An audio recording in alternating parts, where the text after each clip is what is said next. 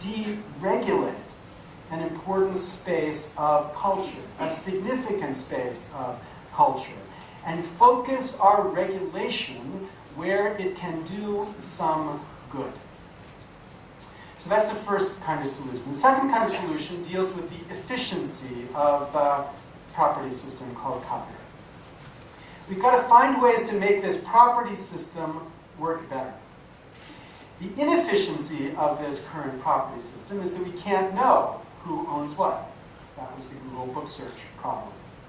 The solution to this problem is that we increasingly seek a remedy in the form of some kind of registration here, which I think is not a registration which should be required immediately upon the creation of some work, but instead a kind of maintenance system, like the patent system in America has, where after some period of time, in order to preserve the full force of your copyright, you need to take steps to register and signal to the world that you want your work protected, maybe 14 years after you create something.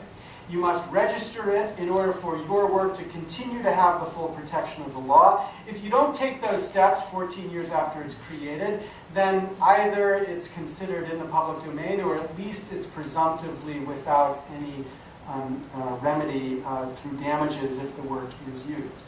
Now, the registration system historically has been rejected because of the extraordinary high cost of running a registration system, and especially the burden, which the Berne Convention directly attacks, of forcing non-nationals to register in a national system.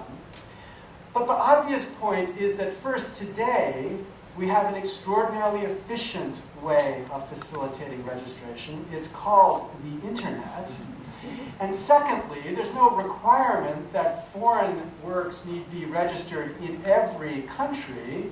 You could simply require that domestic works be registered domestically, and this interoperable registry, like the DNS, would be accessible to anybody around the world.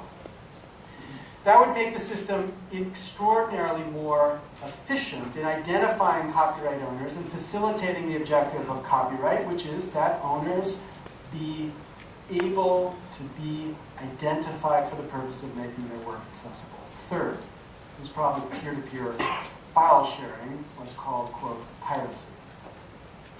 We're just coming up on a decade of this, quote, war. A war, again, which I think has totally failed to achieve its objective. And while we Americans are sometimes a little bit slow to recognize this, when we have waged a totally failed war, we should be suing for peace and seeking proposals that could achieve the objectives of the war without the high cost of the war. Now, for a decade, extraordinarily good scholars, not me among them, but great scholars like Terry Fisher at Harvard, have been making proposals about how we could achieve the objectives of the copyright system in light of peer-to-peer file sharing without attempting to control the copies. For example, compulsory licenses, or as the Electronic Frontier Foundation suggests, voluntary collective licenses, where if you opt in to paying a collective fee, then you're immune from being sued for downloading material in a peer-to-peer file sharing way. But the thing we need to recognize here is that this 10 years has had an effect, even though we haven't passed these proposals. And we should think about what the world would have been like had we passed these proposals 10 years ago. Well, one thing that would have been different is that artists would have more money. Because, of course, artists have gotten nothing from peer-to-peer file sharing, but these proposals would have actually created revenues that would have gone to artists. Second, we would have had more competition in businesses to find business models around these forms of distributing culture, because the rules would have been clear, and every step wouldn't have been a step into a minefield, fearing the lawsuits from content owners who believe that they have the ability to control business models as technology changes. But third and most important to me is that if we had not waged this war for the last decade, we would not have a generation of criminals on our hands. We would not have a generation who had been raised recognizing their activities were the activities of a criminal and learning to love their criminality. We need to consider these changes now. I think we need to consider them domestically in the United States. We need to consider how to make changes to render normal behavior legal. But we also need to think about changes internationally. And we need new ideas in this space too. And I want to suggest one here that is a different way to think about this problem internationally. So as I've said, the copyright system assumes that it's efficient to regulate the copy. It's efficient to have a system that's triggered on the copy and to make that the locus of regulation. Before, that might have made sense, before the digital age. When what we were thinking about is the production of things like books, which were typically produced in a factory, which was relatively easy to regulate, and was the logical place to attach the trigger for commercial regulation. Today, this is obviously not a sensible way to regulate for the purpose of raising revenue for copyright. An alternative here, I think in the context of copyright, is inspired by a suggestion made by Tim Hubbard and Jamie Love in the context of patents.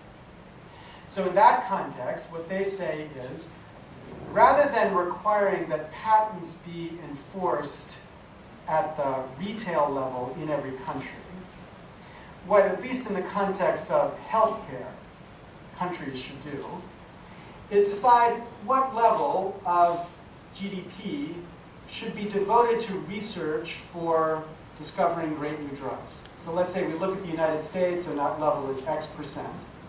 Every country then should commit to paying X% into a research fund. And then if they pay that amount, they're free to do with what the drugs in their country whatever they want without worrying about paying the patent fee or not. As long as they're compensating for the innovation, they shouldn't have to worry about enforcing the patent system in their country. So if it's a very poor country, they might want to produce the drugs without any patent protection at all, and therefore make it possible for the drugs to go to poor people cheaply. If it's a rich country, they can charge for the patent protection and therefore recover the costs that they have to pay to this fund from the consumers of the drug. We should think about the same thing in the context of copyright. So imagine a treaty that says to every country there's a certain amount of your GDP that needs to be devoted to copyright royalties.